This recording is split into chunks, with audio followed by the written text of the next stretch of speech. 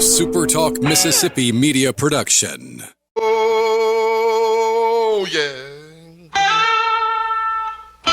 Good morning, Mississippi. Everything gonna be all right this morning. Mornings with Richard Cross. Oh, yeah. Here on SuperTalk Mississippi. Woo!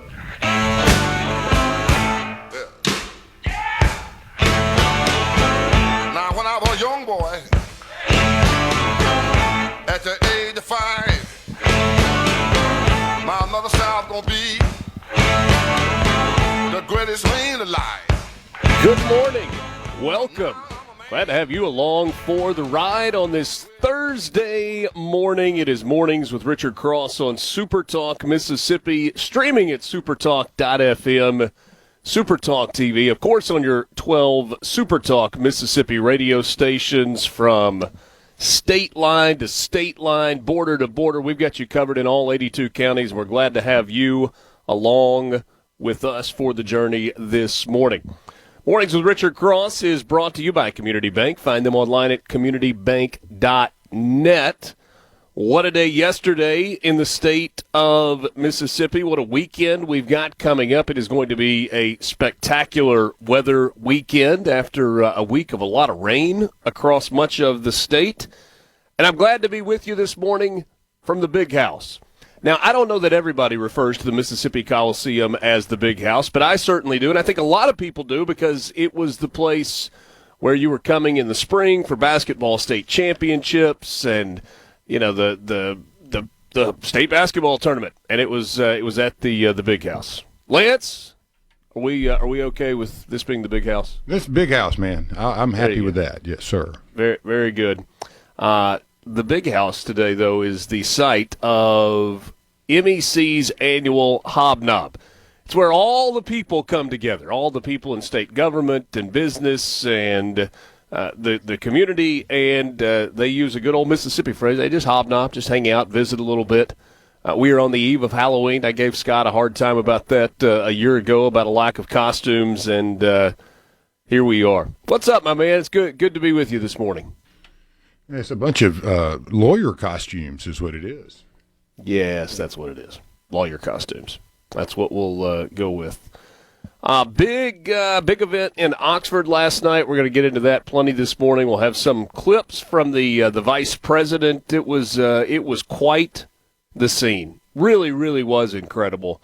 An estimated 10,000. I don't know if that's exactly how many people were there. I will tell you, it was packed, and there were very, very few open seats, kind of the horseshoe configuration. So if you're familiar with the pavilion in Oxford, the stage was on the end of the arena where the team comes out. So you've got seats that go all the way up, and then you've got kind of a horseshoe the other way. Both sides, upper deck, lower deck, packed to the gills, end zone opposite the stage, absolutely packed. Floor was, a couple of big sections of chairs on the floor, and it was just a really good, big, enthusiastic crowd that was dominated by students, by young people, and that was pretty cool to see. I'm going to say, Lance, if we go with the idea that there were 10,000 people there, just for round numbers, if for nothing else, 9,000 of them were students. Man, it was packed. They said from the outset this is an event for students, and if there are tickets left, we'll welcome in the general public. And you had some important people, air quotes, that were there. Obviously, you've got elected officials that were there and dignitaries that were there, people that helped support the event that were there. And then you have people that just wanted to check it out because the message of J.D. Vance and the Republican Party and Turning Point USA resonates with them. But it was an event designed for students, and on that front, man, they knocked it out of the park. We'll talk about the messaging and what it looked like and felt like and all that good stuff as we go throughout the show this morning. But first, I will remind you that Christopher Columbus was born on this day in 1451. Good dude that discovered the New World, or terrible dude that was genocidal? You can decide. An Italian or Spanish explorer, navigator, discovered the New World for Spain and initiated European colonization. Some debate as to whether or not he was born in Genoa or Valencia, on or just before. A lot of mystery surrounding Christopher Columbus. All that I know is in 1492, that cat was on the ocean blue. 1735, that's when the second president of the United States, John Adams, was born. He was in office as president from 1797 until 1801. That is on the heels of serving his 8 years as vice president. One of the founding fathers, born in Braintree, Massachusetts. Happy birthday to Henry Winkler. He's 80 today. The American actor, the Fonz, born in New York City. You big Henry Winkler guy? I mean, you know, when you put it together with Adam Sandler, yeah, man. Pretty good combination. That's pretty good combo. Yeah, I enjoyed that. When Jerry Reed in there, yeah, come on. I mean, I like that. I wasn't a huge Happy Days person. It was a little before my time, like Andy Griffith and all that. I mean, you know, I was young, but I always liked the Fonz. He stuck out. And then as he got older and we're playing in different roles, I definitely enjoy Henry Winkler. Yeah, he's a trip. The first daughter having a birthday today, Ivanka Trump, born on this day in 1981. She is 44 years old. Grace, class, elegance, all of those things. And you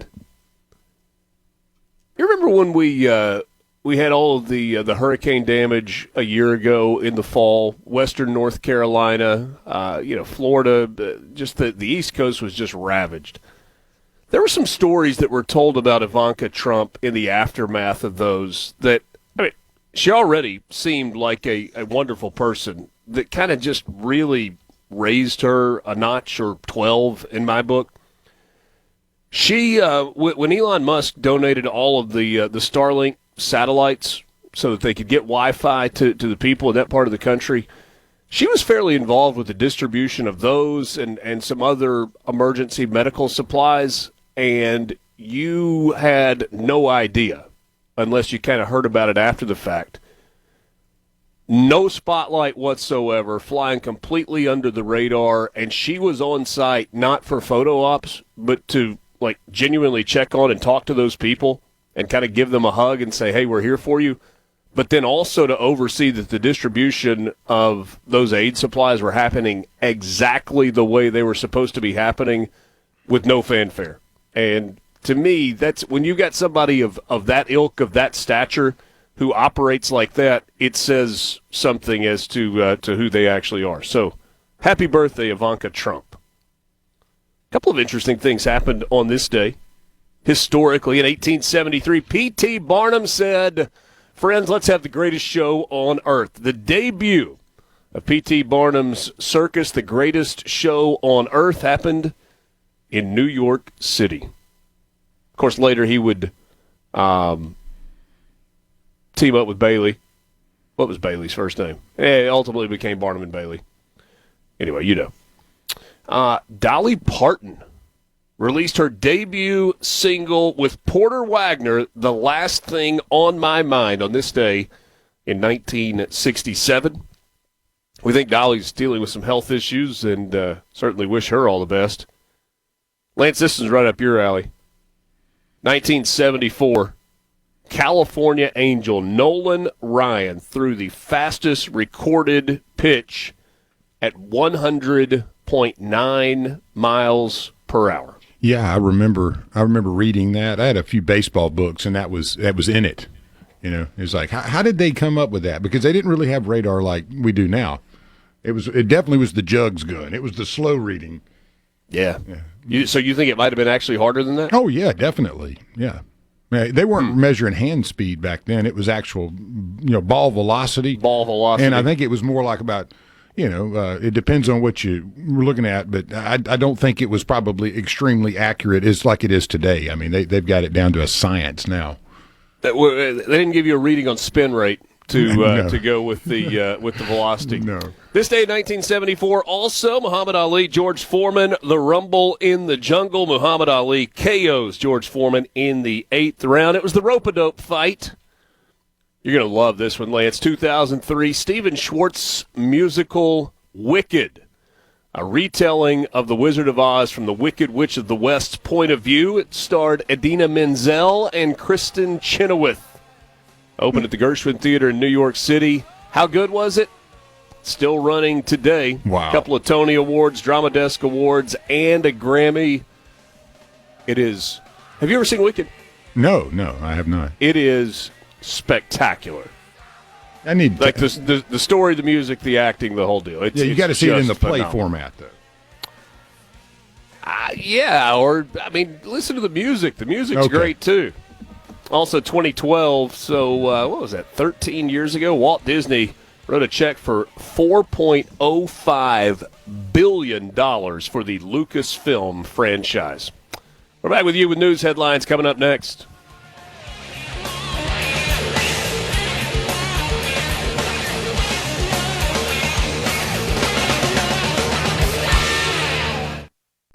From the Venable. Check this out. Now, what can be offered to you? Mornings with Richard Cross. Information. Super Talk, Mississippi.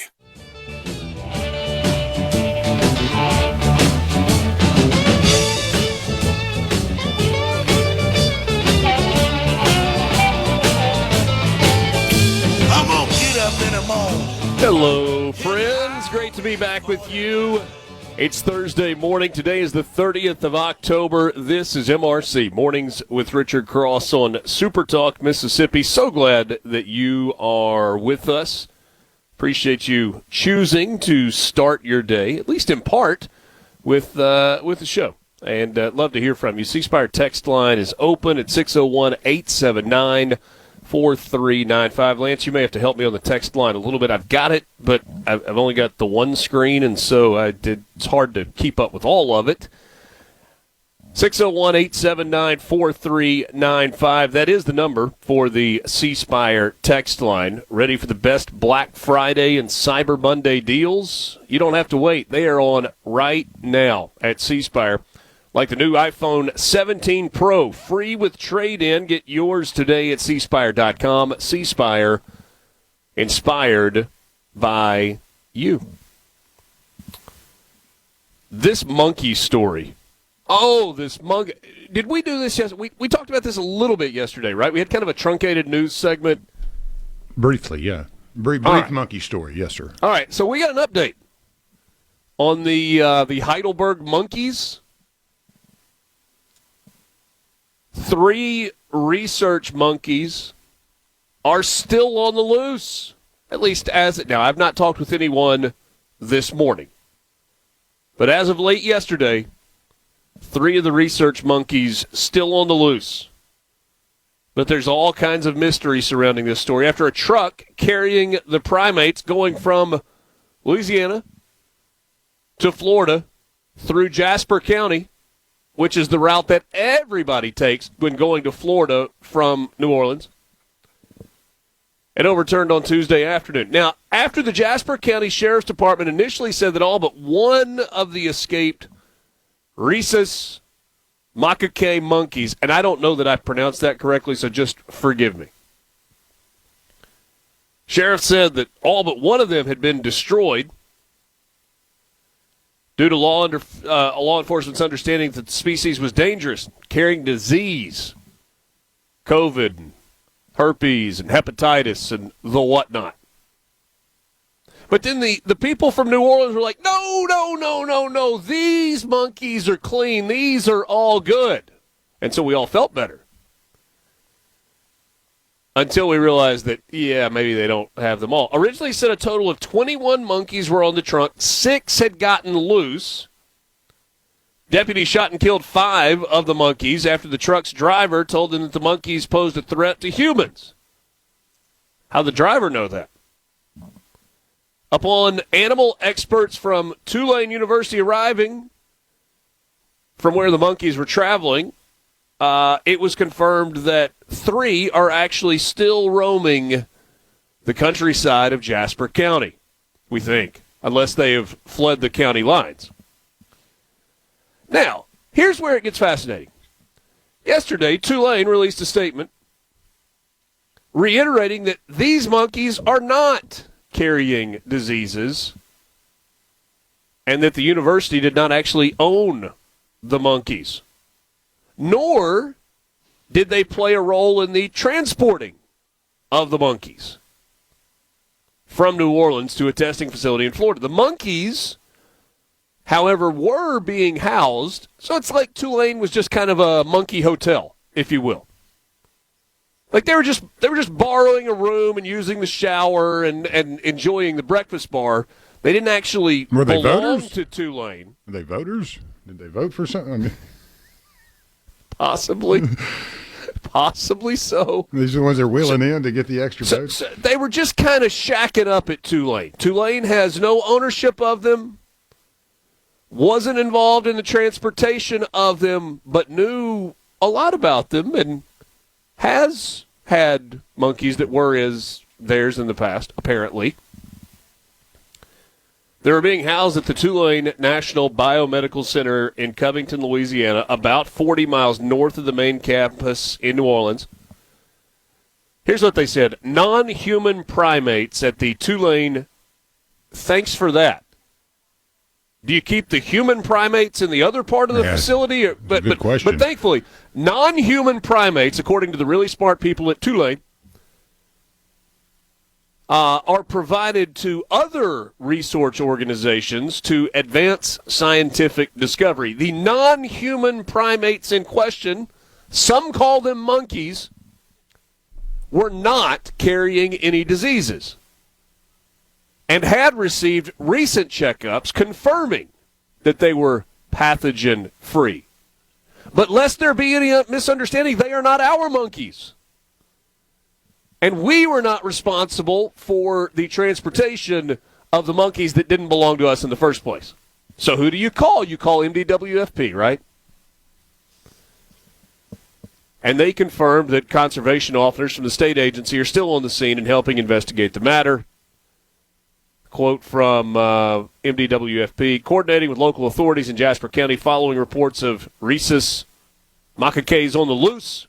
That would be non-human primates or monkeys, if you prefer, as part of the ongoing investigation. Now, they're not bad. They're not sick. Tulane's told us that. But MDWFP says humans should avoid contact with the monkeys. Yeah, one of these is going to show up at a taxidermy near you soon, and it's going to be little Johnny's first big kill, you know. We are in archery season right now, so. MDWFP encourages you to turn any credible sightings, not like chupacabra sightings, not like Black Panther sightings, but credible sightings need to be sent to MDWFP. It remains unclear who owns the monkeys. Nobody wants Whose to take. monkeys are these? Why Not does my nobody monkeys. want to claim the non-human primates? In an unrelated incident last year, 43 of these non-human primates escaped from a breeding facility in South Carolina. It took authorities 2 months to gather all of them, the last one of which they lured in with a peanut butter and jelly sandwich. You got a little hungry, huh? If I were Paul Harvey, I would say, and now you know the rest of the story, although it feels like there's story left here. Oh, yeah. I mean, who wants I am not a conspiracy theorist, Lance. I do not have black helicopters flying around outside, and I a lot of times will take things, maybe even as a detriment to me, at face value. Like, I'll accept this stinks. We don't have the whole story here. Yeah, well, I mean, nobody's telling you who owns them. I mean, everybody's washing their hands of this deal so far. And even any report that I've seen on it is just the monkeys do not belong to Tulane and we're not under its ownership or custody. I mean, that is literally all you can see right now. So there has to be more to this story, and somebody has to own these things. How about the immediate reaction? Like, we're just going to kill them. Yeah. Shoot them. Okay. 21 of them, too. So Well, yeah, all right. There's a lot of monkeys. All right, a couple of other things happening. UMMC had a ribbon-cutting ceremony on Tuesday of this week for the new Alice Clark Center for Medically Fragile Children, a new long-term care facility that's going to help kids that have got long-term needs. Located just a couple of miles from UMMC's main campus, it's a $16 million center, 20 private beds across 2 wings connected by a shared living room to create a more home-like environment. Center named for former Representative Alice Clark, the first black woman elected to the Mississippi legislature in recognition of her advocacy for children's health and access to specialized care. Construction started in 2024. There were some slowdowns, and they finally got it done. So, actually, I guess it started in 2020. 2019, I don't know, it took a long time to get it done, but it's finally done. Great facility, great addition to UMMC.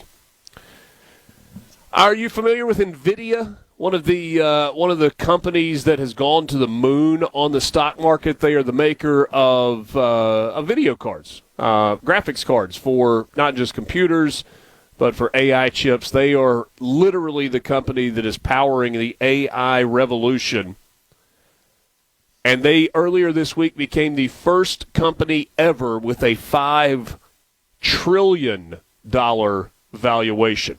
Stock rose about 3% yesterday, a market cap of $5.03 trillion.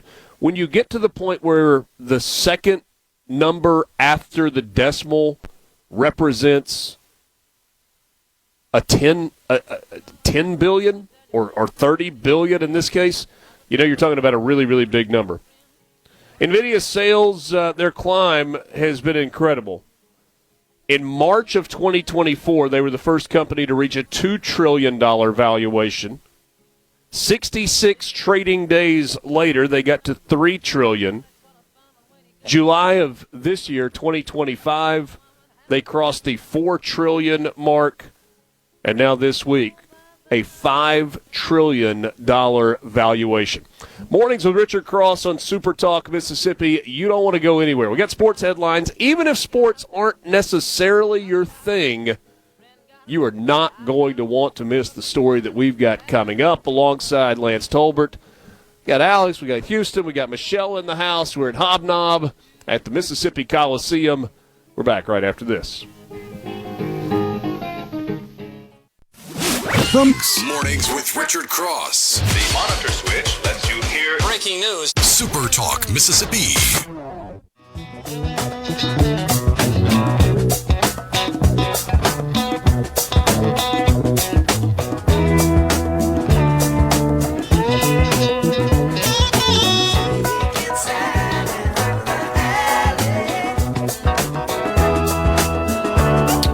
At Community Bank, we're more than just a place to manage your money. We're your neighbors, your partners, and your trusted financial advisors. For decades, we've been rooted in our community, helping families, small businesses, and individuals achieve their dreams. Whether it's opening your first savings account, planning for a brighter future, or growing your business, we're here every step of the way. We're dedicated to our customers, committed to your success, and always here when you need us. Community Bank, rooted in our community, member FDIC. Mornings with Richard Cross is presented by Community Bank. We are coming to you from the Mississippi Coliseum this morning. It's MEC's annual Hobnob. And I'm curious, and I'm going to ask the question this morning. Is this what is the future of this event, of Hobnob? As MEC is going through a bit of a metamorphosis in its combining with MMA and BIPEC, and we'll talk about that with Scott Waller this morning. We're going to talk with John McKay a little bit later this morning. Got a bunch of interviews coming your way from about 7:30 through the end of the show. But right now it's time for your sports headlines, brought to you by Pearl River Resort, online at pearlriverresort.com. You can book your stays there. You can buy tickets there. You can check out all the great things that are happening at Pearl River Resort. Casino thrills, family fun, and live entertainment. pearlriverresort.com. Game 5 of the World Series last night. The newest college baseball star that flew under the radar just a little bit, turned Major League Baseball star. Well, his name is Trey Yesavage. He is a pitcher for the Toronto Blue Jays, a right-hander, and he set a rookie record with 12 strikeouts in the ball game last night. Toronto jumped out to a 2-0 lead. They added a run in the fourth. They added 2 in the seventh, 1 in the eighth, en route to a 6-1 victory over the Los Angeles Dodgers. So you remember on Monday night, you had the 18-inning loss for Toronto, but since then, back-to-back wins. Blue Jays in front, leading at 3-2, headed back north of the border for a potential closeout game against the Los Angeles Dodgers on Friday night. It's a great story.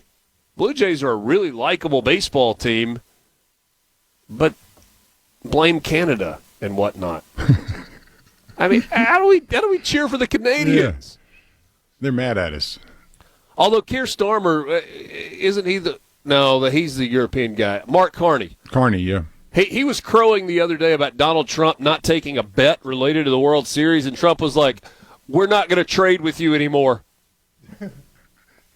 It's like, cut it Mr. off right here. I just meant a friendly wager. I wasn't talking about, like, mineral rights. The Blue Jays up 3-2 in the World Series.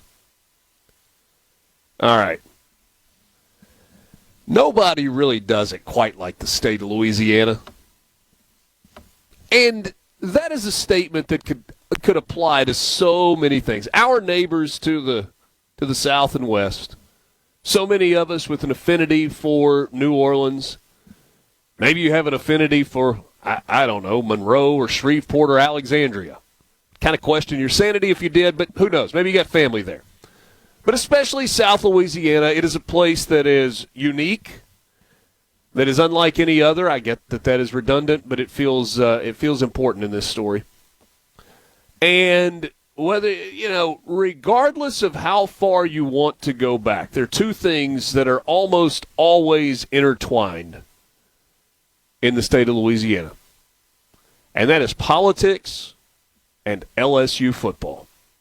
You can go back to Huey P. Long if you want to do that. You can fast forward and pull other examples through history, or you can just go to a press conference at the state capitol of Louisiana yesterday with Governor Jeff Landry, who sounds exactly like you would expect the governor of the great state of Louisiana to sound. Perhaps you missed the story over the weekend. LSU fired their head football coach, Brian Kelly. They owe him $54 million to go away. He was not winning enough. The expectation at LSU is that you win, and that you win big. Now, a little bit more backstory. Scott Woodward is the athletics director at LSU.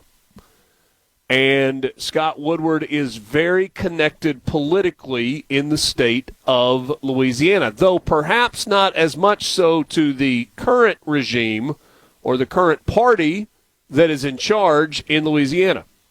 Scott Woodward is a former lobbyist, connected in D.C., connected in Louisiana, got into college athletics. He was the athletics director at the University of Washington under Mark Emmert.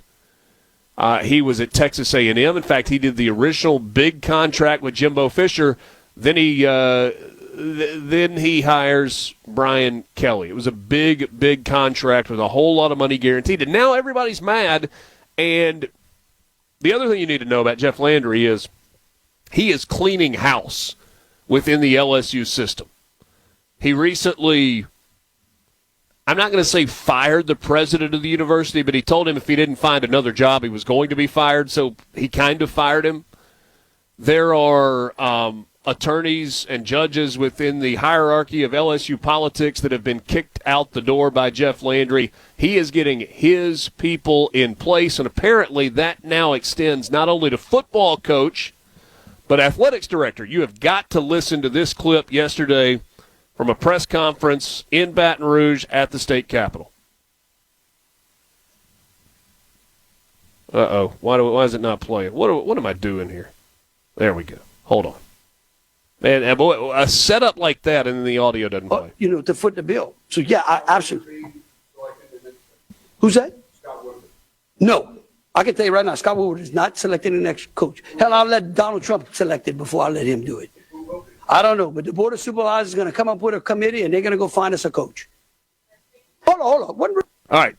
There's more to this, by the way, because he's going after like the core of the hiring and firing of coaches.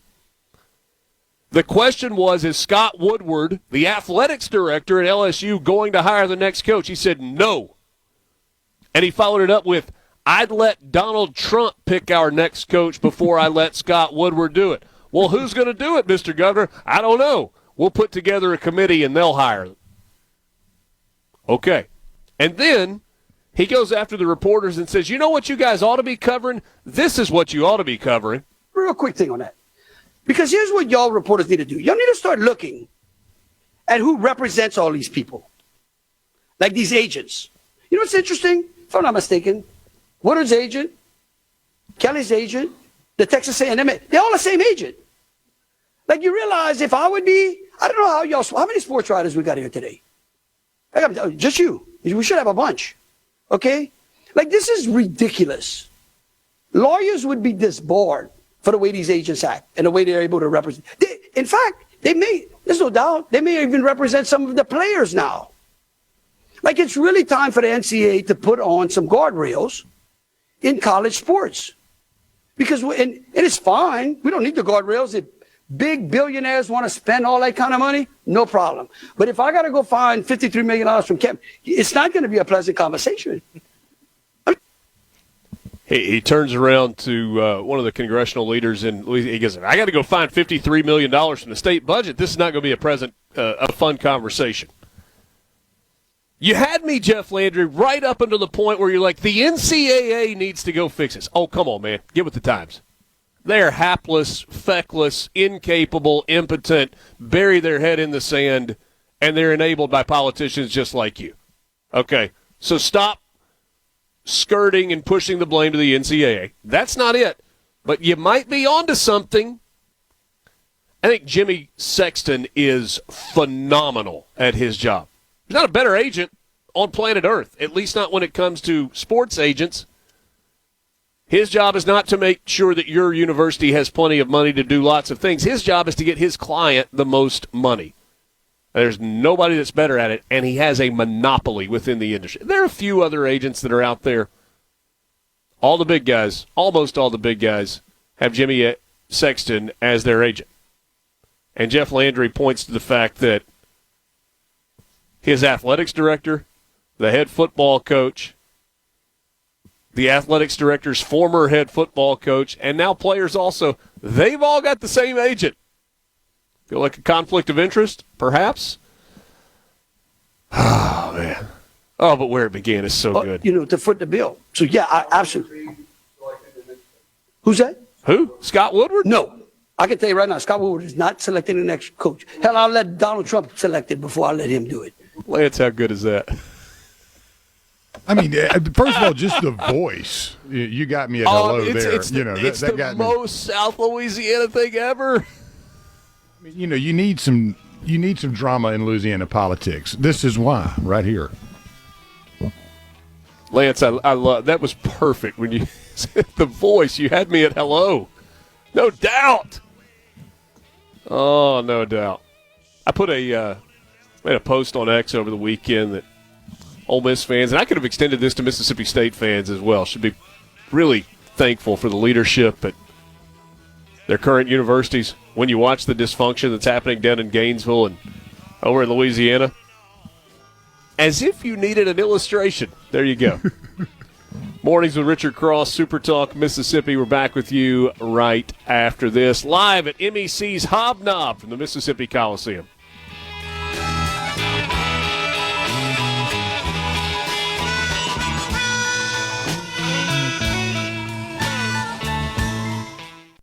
From the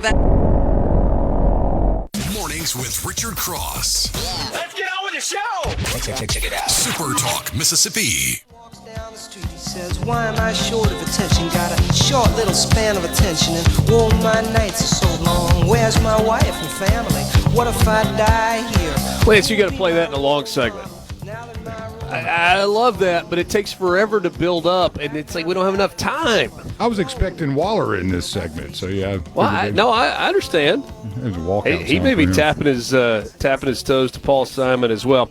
Quick Mississippi Lottery update for you, brought to you by the Mississippi Lottery, mslottery.com. Last night there was not a Powerball winner, which means Scott Waller's still got a chance to win that $400 million prize on Saturday, November 1st. What a great way to start the month of November. Estimated cash value, $190,700,000. You don't want to wait until Saturday.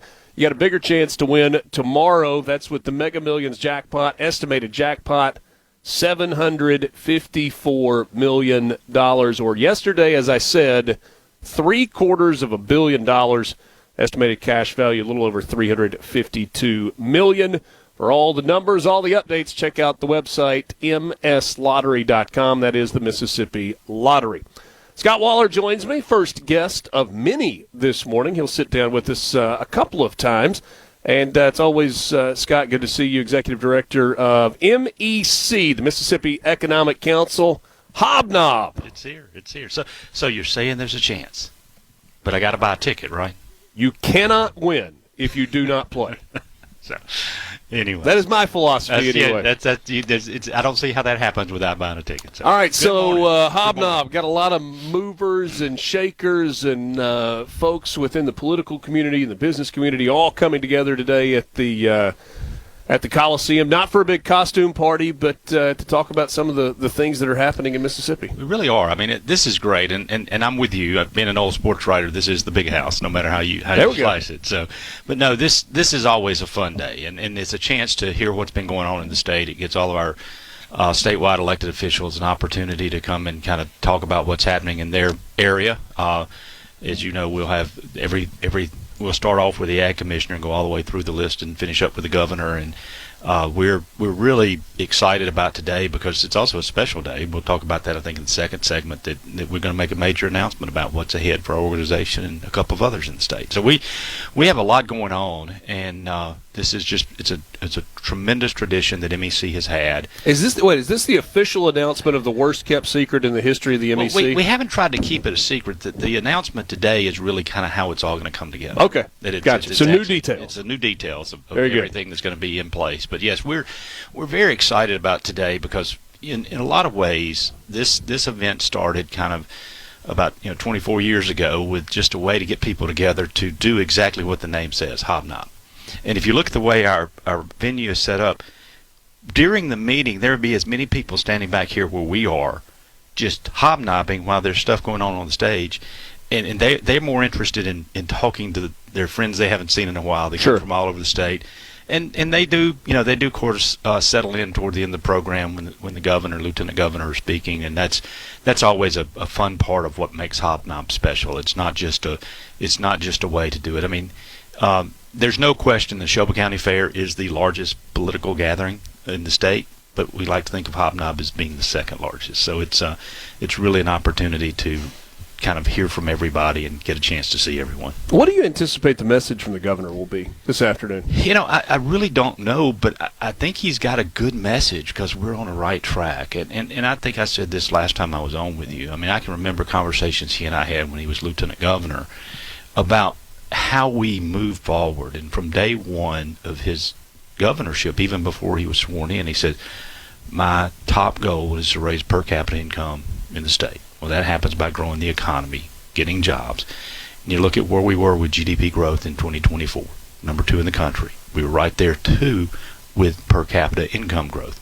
So that's a story that I think is really good to say. And then, at the same time, we've seen other advancements in education and workforce development. I really feel like Mississippi hasn't seen it even its best days yet, and we've seen some pretty good ones the last few years. There are so many projects that the governor has been part of in terms of coming in, and we've seen all the big announcements, and the AWS and the other data centers and manufacturing and whatever. And I was struck by, I don't know if maybe an annual meeting last year when he was in kind of the seated Q&A deal, and he was still hammering per capita income. He was. The growth of per capita income across the state. And, I think there's something to be said for a leader who says, this is my goal, we're going to focus on it, but I'm not going to lose sight of what the goal was as we have success along the way. And I think that goes back to that's something he came into office when he was first elected in his first term as his priority, and he hasn't wavered from that. And I think that's one of the reasons that you're seeing some of the stuff happen. And as it relates to economic development, I mean, we've set the stage, things are going well. I mean, our regional economic developers are always working hard. MDA has really stepped up its game, and we've seen it in terms of capital investment of over $40 billion in the last 4 years. That's something that you got to be very proud of. Yeah, that is absolutely real money. Scott Waller, CEO of MEC, joining us. He'll be back with us about an hour from now. We'll talk a little bit about the future of MEC. Also, John McKay going to join us at the end of the show at 8:50 this morning. It's Mornings with Richard Cross, 1 hour in the books, but we've got a whole lot more. We are back with you on the other side of this timeout. Don't go anywhere.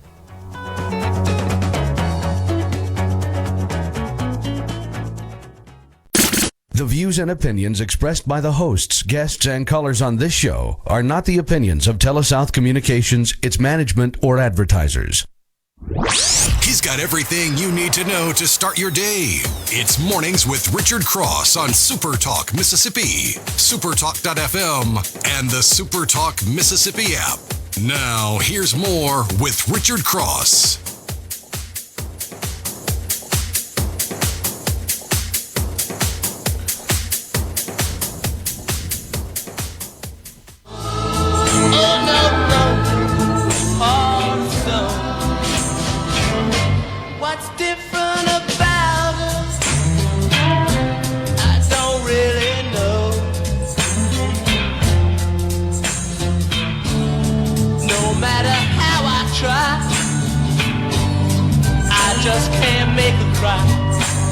One of our big fans chiming in on the C-Spire text line, actually one of my big fans, it appears, 601-879-4395. Please tell me that Dave is in tomorrow. You got it, pal. But, man, going back through your text history, this is awesome. Love a Friday without Richard. It's just working on your ego, that's all. Oh, it's beautiful. Beautiful. Hey, look, see, everybody from time to time gets what they want. Gloria and Clinton, I can just hear Mr. Trump saying, sorry, I have to go. I have to go find a new football coach for LSU. I mean, that'd be one of the things he hasn't done yet, but it could be on the agenda. CC in Senatobia is suggesting that perhaps the next football coach at LSU should be James Carville. He says maybe they'll let Trump pick a Democrat. That is outstanding. Outstanding. Amanda in Pike County, our resident LSU fan, says, I'm going to Baton Rouge tomorrow. I love the city of my birth. A visit to Coffee Call is a must.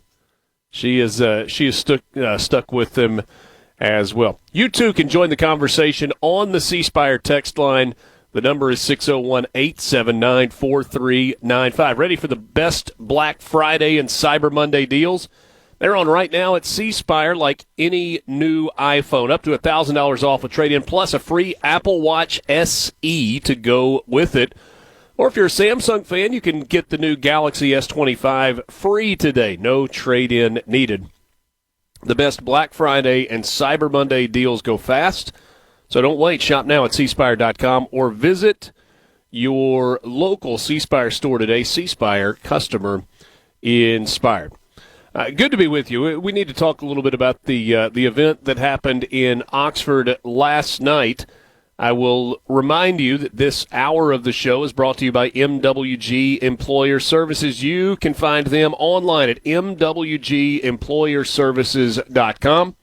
If you're running a business, we know it's tough. They know it's tough. And if you're struggling with HR benefits and payroll, you're not alone. That's where MWG Employer Services can help. They provide a full range of employer services plus a custom plan that fits you. Give them a call today, 601-206-7966, or go to mwgemployerservices.com.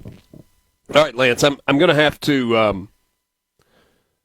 to edit this just a little bit But on the fly. You sent me a message I don't need to read it verbatim the way you sent it. Mm-hmm. Oh, yeah. But you sent me a message last night that I thought beautifully and succinctly summed up the message that J.D. Vance delivered in his speech and in the way that he answered questions, both friendly and hostile, from the crowd that was there. Here it is. So what did people hear J.D. Vance say last night?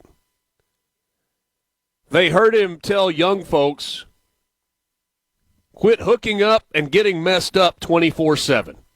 Get married, have children, build a family, don't abort your babies, respect women, communicate, worship Christ, question things if you don't agree, have civil discourse. If you want to own guns, go for it, and don't go to jail. That's it. And help make America great. There you go. I thought that was a pretty darn good summary, my friend. I appreciate that.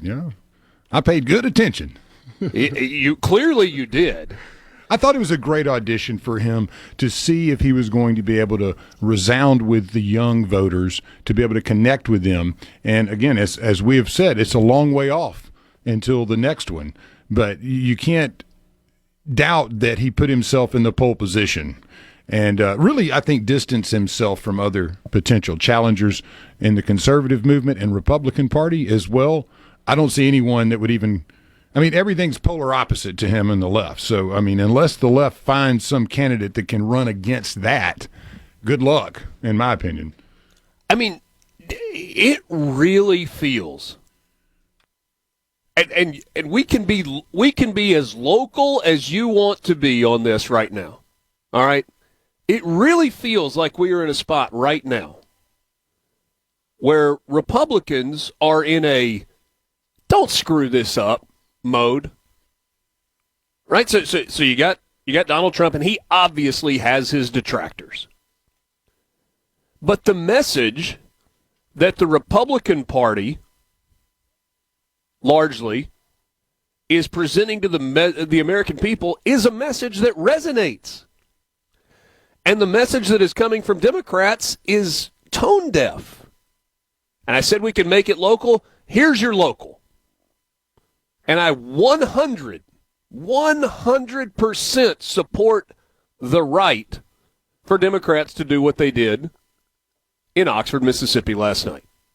You have this Turning Point USA event in which thousands upon thousands of young people and old people alike stood out in 50-degree rain. Now, that's not 34-degree rain, but if you stand in the rain for an extended period of time when it's 50 degrees, you are going to be cold to your bones. Like your body has that chill that it takes an hour or two to get rid of.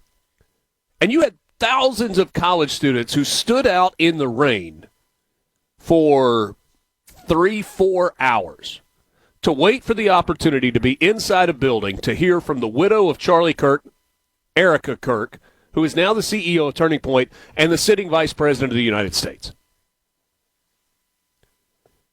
And asked questions and engaged. I don't think I heard the first boo.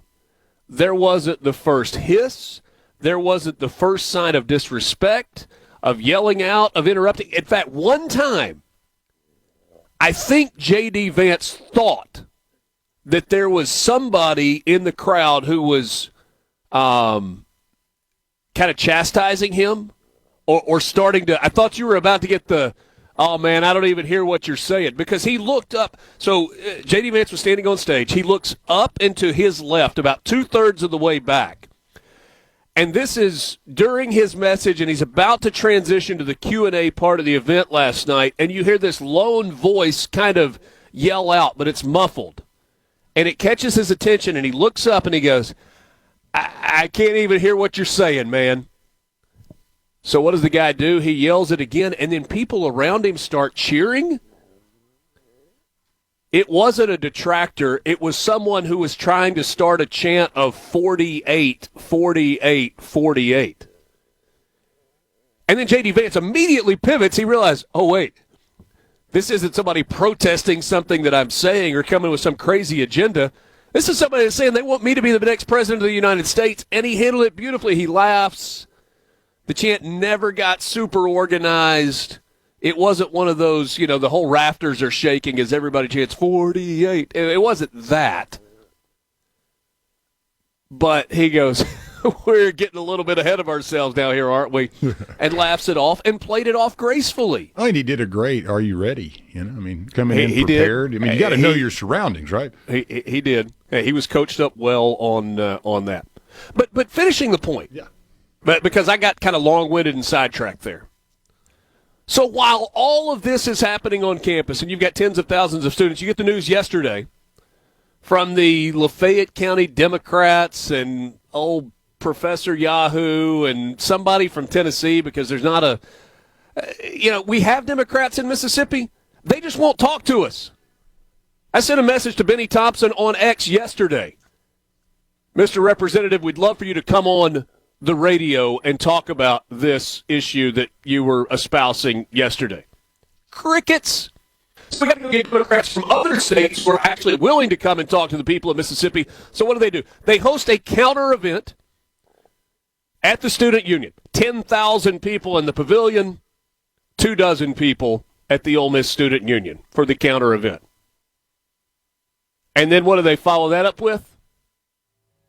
A drag show. Drag bingo at the Powerhouse last night at 8 o'clock. Forgive me, I owe you an apology. It really should have been my duty to go and see that event so that I could report back to you this morning on what it was like. I just couldn't make myself do it. So my apologies on that front.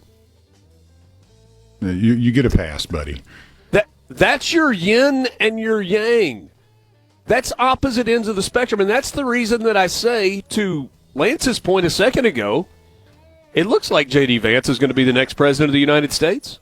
It looks like Marco Rubio is going to be his running mate. Can Republicans avoid tripping over their own feet and stepping, and keep it rolling? From the Venable Glass. This is Mornings with Richard Cross. Let's do it. Super Talk, Mississippi. When they play their music, that hard rock music, they like it with a lot of flash, but it's still that same old backbeat rhythm that really, really kicks them in the. They say the hard rock and roll is still beating, and from what I've seen, I believe them. Not the old one, maybe better rhythm, but the hard rock and roll. Good to be with you this morning. Mornings with Richard Cross, Super Talk Mississippi, streaming at supertalk.fm, Supertalk TV, on your Supertalk Mississippi radio stations. If you happen to be listening in the middle of the day, thanks for joining us for the rewind. And if you happen to be listening at 3 in the morning as podcast or on demand, hey, we're here for you whenever it's convenient for you. So thanks for being with us. Last night, the Turning Point USA Tour event in Oxford on the campus of Ole Miss. First time that J.D. Vance has spoken at one of these tour stops. The only time, we're told, that Erica Kirk, the widow of Charlie Kirk, the former founder and CEO of TPUSA, spoke. And what an emotional night for her. I thought there were a couple of things that really, really stood out about Erica Kirk's appearance last night. First of all, if you're just joining us and you didn't watch some of the coverage, massive crowd last night. And I thought it was a really good showing for the University of Mississippi and for the city of Oxford. About lunchtime yesterday, you started seeing video posts and pictures of the long line of students waiting outside in the rain, and there was this 6-hour buildup and buzz from the conservative social media influencer crew. The people that I'm talking about that just post constantly, and it's all the updates. And it was, this is going to be special tonight. Would you look at what the students that are Ole Miss are doing, waiting in line. And you kind of got that build-up for a few hours. And I think it added to the kind of the aura of the event last night.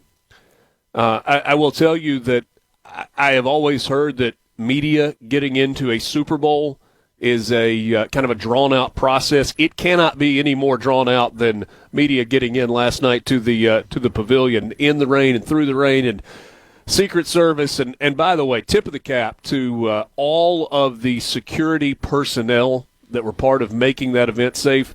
I talked to people who said that their only piece of concern as it related to last night's event was is this safe? And it felt safe. It never had that feeling at all of, am I in the right place? And there were Secret Service members that were all over the place, both plainclothes and some that were a little more incognito. And tip of the cap to all of them for their work on a daily basis. Hey, I also want to say that Caleb Sailors did a phenomenal job logging time, and he was there all day, and he's my cohort on Friday nights. But Caleb did a great job. Wanted to give him a little shout out. Thanks, man. It was wonderful stuff to follow along and to watch on the TV. It was kind of like, which one do I want to watch? Really good write up from the event last night from Caleb Sailors at SuperTalk News. All right, so here's what stood out to me. I'm gonna tell you, call it like it is. Sponsors are a part of every single thing that is out there. You know that. We don't have jobs without sponsors, and we appreciate them and those partnerships very much. They got to figure out a different way to present the sponsor last night, because you want to talk about a buzzkill to start the event. Everybody's just on the edge of their seat. They're waiting for Erica Kirk, and they're waiting for J.D. Vance, and they've had all this music going. And then you have a guy whose company is a student loan forgiveness and like refinancing capital investment, and he just comes out of no energy. And like the name of the company, you look at it and you're like, what is that word? Is it YREF? And it's Y-Refi, Y-R-E-F-I. They do need to rework that. Sure, there's a sponsorship activation that makes sense, but that's not it. So you get through that, and a video pops up, and it's Charlie Kirk on the video. It is his voice. And what they did is they put together a video montage of Charlie Kirk that concluded with him introducing his wife at an event where he says, and I'm proud to introduce my best friend, my loving wife, Erica Kirk. And then the video stops, and that is her introduction. It's not some voice of God that you hear over the speakers or somebody that's on stage. It's Charlie Kirk, the late Charlie Kirk, introducing his wife, which is, by the way, kind of a chill bump-inducing moment in and of itself. And then Erica Kirk walks on the stage. And you may have seen some of the footage since, like some of the cell camera footage of backstage. That was not easy for her. And you could tell that there was a pause for her. Backstage, kind of behind the curtain, there's a big taped X on the floor. And that's kind of this is where you stand, and then when you hear your name called, you walk out. And she's kind of hovering around that X mark on the floor. And it's like she takes one big last deep breath, and she dabs her eyes with the tissue one last time, obviously fighting back tears. And when she turns that corner and kind of comes into the spotlight, it's a, gosh, I get chills thinking about it. The crowd sees her before she sees the crowd. So she's walking from backstage. She turns the corners looking directly into the spotlight, takes one step forward, and it becomes deafening. And she can't see the people yet.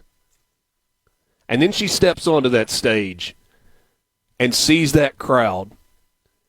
Everybody in the building is standing. And to me, here's where it got really interesting. Nobody sat down. For the entire 30 minutes that Erica Kirk spoke, everybody in that building stayed on their feet. And she did not deliver this rousing, oratorical masterpiece of a speech. She just spoke from her heart. She spoke directly to college kids who she referred to as the courageous generation. She talked to them about her love for Charlie. There was a poignant moment where she said, "It occurred to me today that it was 7 weeks ago." She said, "It's kind of poignant that we're here on a Wednesday." She spoke to the idea of reclaiming territory.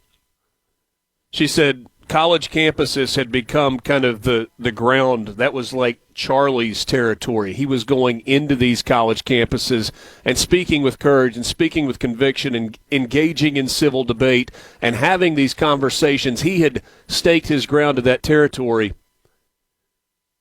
And the assassination of Charlie, the taking of his life, was somebody else trying to claim that territory, not just in killing him, but in creating fear and stamping down the courage that it took for people to have the conversations that they were having. And she said, for me, and I think Charlie would agree with this is a night of kind of replanting that flag, retaking the territory that the evil was trying to take. She was very encouraging to college students, and she spoke very deeply about her relationship with Charlie. Lance, I know you watched it all last night. Is there anything from Erica in particular that stood out for you? I thought it was just well done, all the way around. The position that she's in, I don't see how she can do it. Hold it together. I know even JD was, got a little emotional talking about his friend Charlie Kirk and the passing. So it's still, and I believe like JD, it feels like it was so long ago, but it was really 7 weeks. And 7 weeks so ago. Much has happened. But yet seeing the fortitude of this lady and the ability to put all the pieces back together and stand up there and deliver the message that her husband was so known for, and to continue encouraging college students. Yeah. And everyone to have I know we're debate. short up against the break. Lance, we got a minute left. We need to you want to pick the audio clip? I'm Tell going us to do what one it right is? now. Yeah. I'm going to let you fire it off. Tell us what it is. There's a couple of Erica ones here. All right, Erica Kirk. Charlie's murder might seem like we're standing in a shadow, as if death was the victory meant for the enemy, but looking around in this arena, you are proof that this light of truth burns so brightly. I got one more for you. So brightly. We will not apologize for loving our country first. We will not be silent about our faith. We will not back down when the world tells us to kneel, because we bow only to the King of Kings. Powerful stuff, man. I mean, like I said, Really she was something else.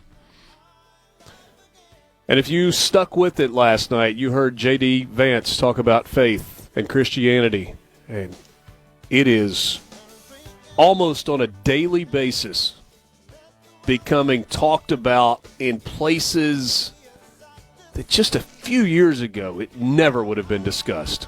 We're back with you on MRC after this. Segment of Mornings with Richard Cross is brought to you by Covington County Hospital in Collins, where your health matters. Since you're up early, you get the news first. Back to Mornings with Richard Cross on SuperTalk Mississippi and the SuperTalk app.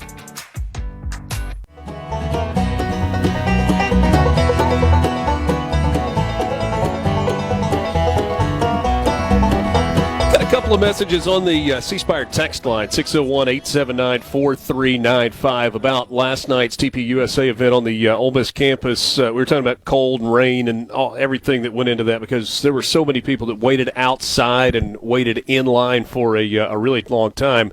Said 3 high school girls loved freezing and being wet to be there.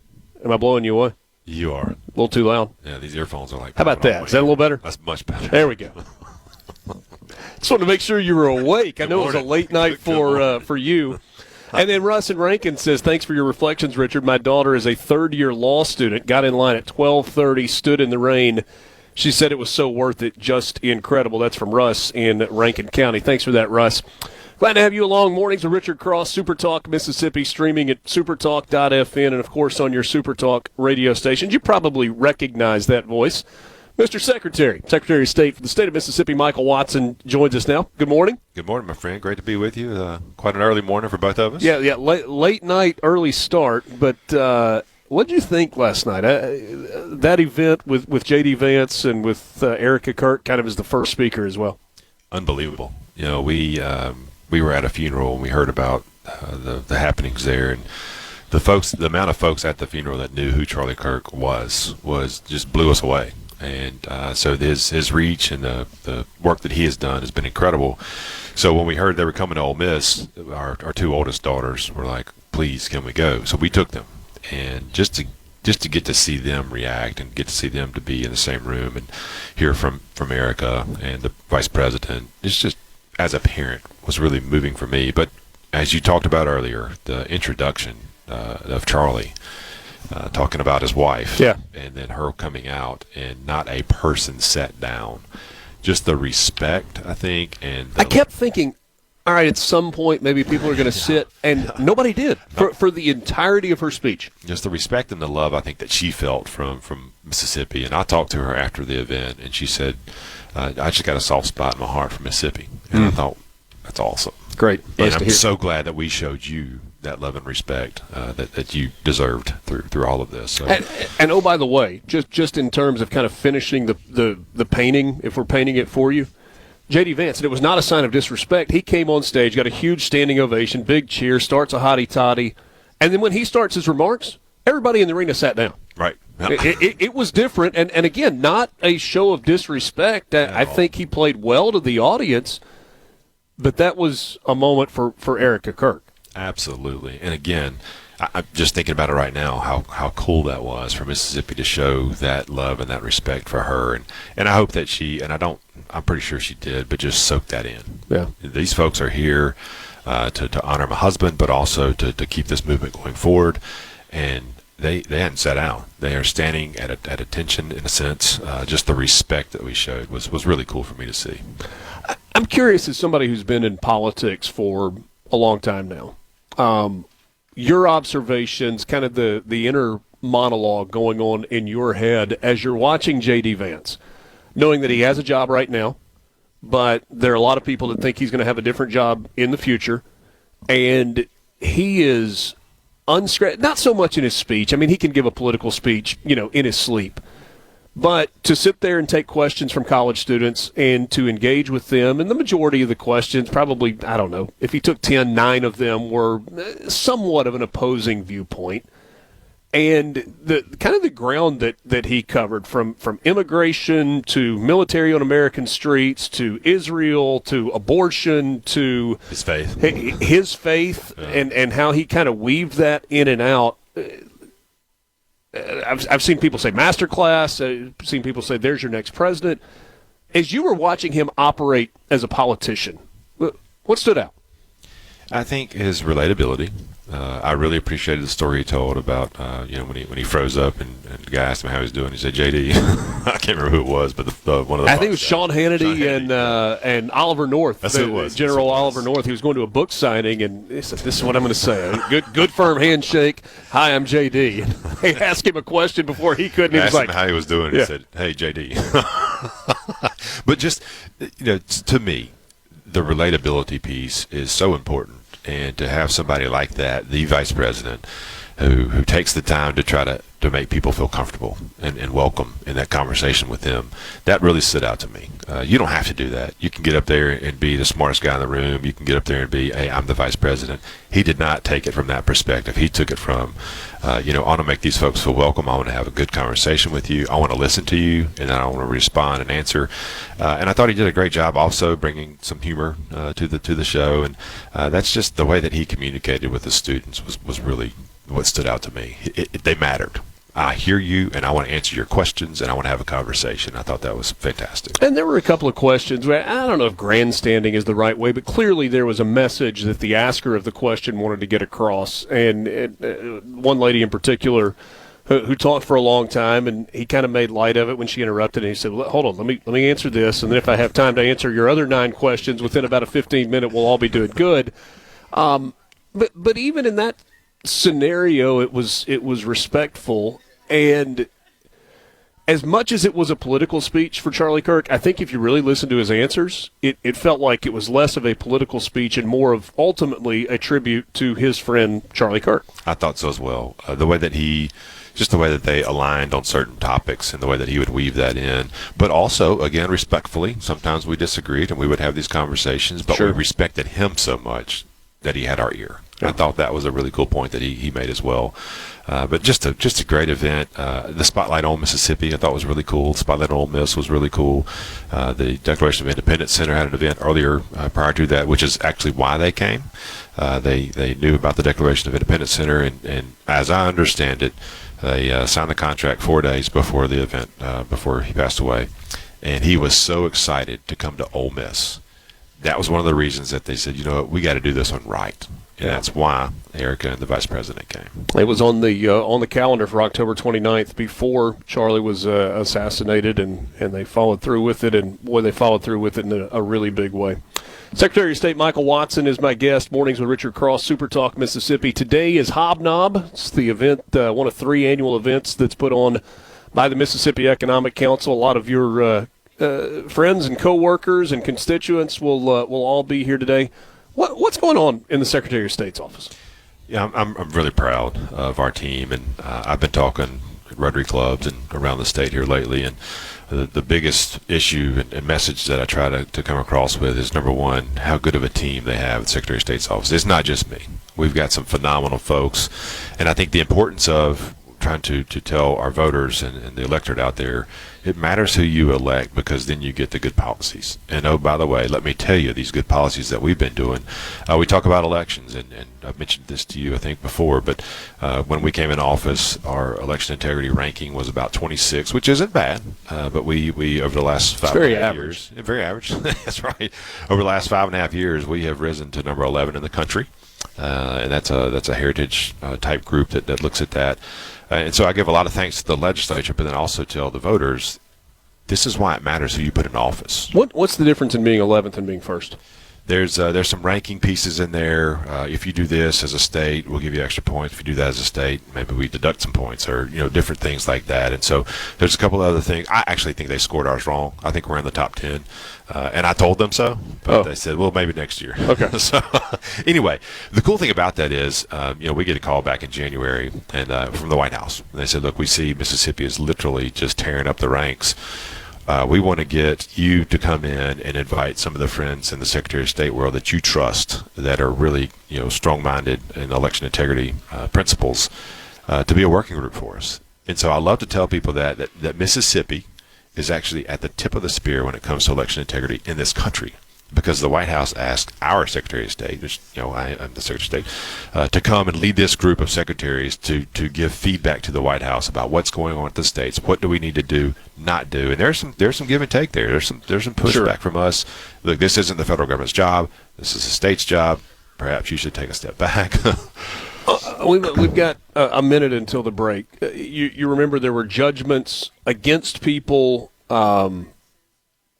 for talking poorly about Dominion voting machines, right? Millions of dollar judgments because of defamation. But now we're finding out, years later, go figure, that the machines were actually crooked, and they actually didn't work the way they were supposed to. And I don't know if that money is going to be returned from those verdicts, but it's leading to a larger push for getting rid of voting machines, paper ballots. Is this federal administration going to get that done? Or is it even their place to get that done? Because I know you put a great deal of emphasis on states running elections, not the federal government. Not their place. Now Congress has the ability to do some things. That said, there is a very, very slim piece of authority at the federal level. The vast majority is at the state level. Mm-hmm. And for Mississippians, I want to make sure here, we got a couple seconds left. We got all new machines by the 2024 election, and there were 2 things that they had to do. Number one, you could not be connected to the internet. Number two, you had to have a paper verifiable trail. I don't care what that machine does. I've got this paper that you marked and then put into the scanner. The scanner counts it just like an old Scantron when we were in school for our tests.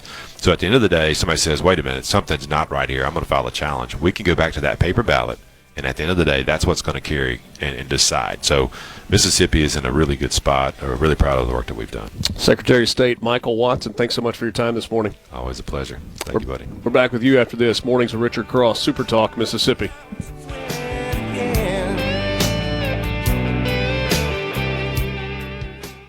From the Venable Glass. Mornings with Richard Cross on Super Talk, Mississippi, and the Super Talk app.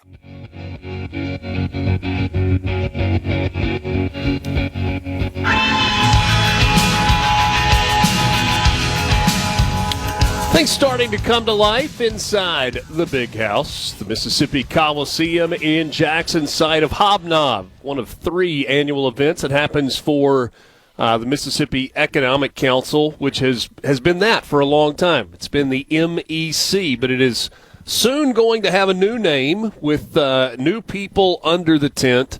We've talked some about that with Scott Waller, President and CEO of MEC, but you're going to kind of lay out the structure today a little bit and what this is actually going to look like in practice. Exactly, and we're so excited about this because this is something that we felt like was needed to really unify the business community in a way that we haven't been before. We've always had a tremendous working relationship with the Mississippi Manufacturers Association. We've had a tremendous relationship with BIPAC, and now we have the opportunity to bring these 3 groups together. Yeah.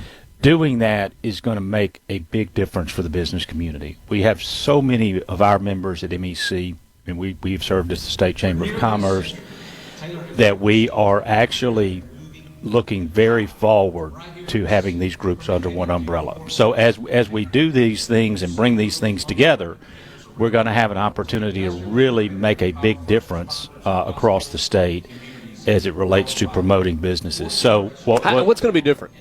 What's going to be different is we'll be a single organization that will be called the Mississippi Business Alliance. We will actually be able to do all the functions under one umbrella. We've served as state chamber. MMA served as the state affiliate for the National Association of Manufacturers. So we'll still have those connections. But at the end of the day, bringing everybody together and actually bringing BIPAC in, who has been the political involvement, political education side of things, it puts all the pieces together. About 29 states across the country had been doing this. Another state just recently, at the same time we're doing our merger, they're doing their merger over in South Carolina. We wanted to do it while we were all really in a very good position with our 3 organizations. So when you think about where MEC has been, where MMA has been, where BIPAC has been, we now have the ability to bring these groups together. So the leadership of the 3 will still be involved. That's myself, Derek Easley, who is the current CEO of BIPAC, and then John McKay, who is the president and CEO of MMA. Right. So John is going to serve. 2 very impressive guys. Oh, they're great. They're great guys. I've been working with them for years. Been working very, very close with them for the last 2 years as this has transpired. We had a year where we went out to see, hey, do we really want to go down this road? The answer was yes. We spent the last year making sure we did it the right way. So John is going to serve as the president and CEO of the Mississippi Business Alliance, and that is, I'm very excited. John cares about our state. John is a true nonprofit professional, which you need in a role like this. And secondly, John has, he's young enough that he has time to really be here to build this out. I'm going to move over and oversee our foundations and a new program that we're in the process of setting up called Work Future Institute. We're going to talk a little bit about that today at the meeting as well.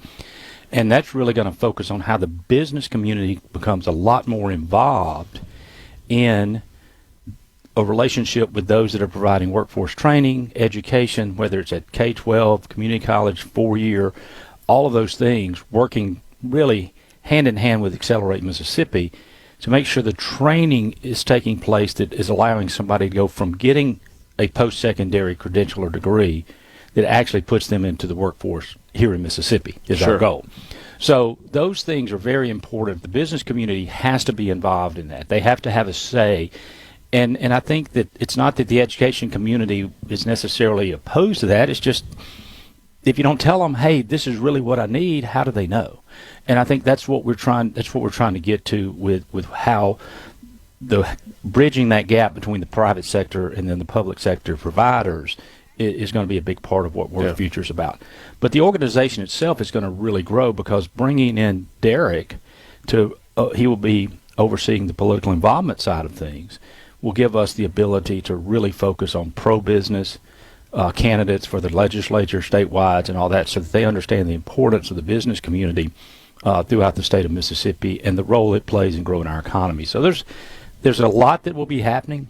Those things have been happening, but now they'll just be happening together, which means our members will benefit from it greatly.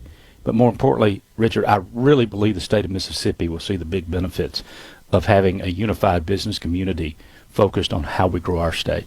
You talk about pro-business elected officials at the state level. Is there a trickle-down effect to the local level for that as well? I think so. I mean, in our last segment, we talked about what has been good in Mississippi, and at the local level, the areas that really focus on that, you see the economic developers in those areas, you see the officials in areas really focus on how they grow the economy and how they grow their communities. So yeah, it's definitely a trickle down, and I think that if you set the stage and the expectation, and I think that's part of it. This will help us set the expectation that we will be successful. It's going to make a big difference. Scott Waller, President and CEO, Mississippi Economic Council. Big day here at Hobnob at the Mississippi Coliseum. Thanks so much. You bet. One thing, if somebody's listening and hasn't signed up, you can still register on site. We'd love to have you come out. There you go. Mississippi Coliseum. You can sign up on site today. Ratchet Entertainment Group is turning it up tomorrow night in Oxford. Halloween night on the eve of Ole Miss in South Carolina. The Molly Ringwalds return to the Lyric. You can relive the 80s with some of the biggest hit songs from that decade. One of the most fun nights you can experience. You can still get tickets for that as well. OleMissConcerts.com, OleMissConcerts.com. It's the Molly Ringwalds at the Lyric, presented by Ratchet Entertainment Group. 8 o'clock hour coming up right after the news. Your home mornings with Richard Cross on SuperTalk Mississippi and the SuperTalk app.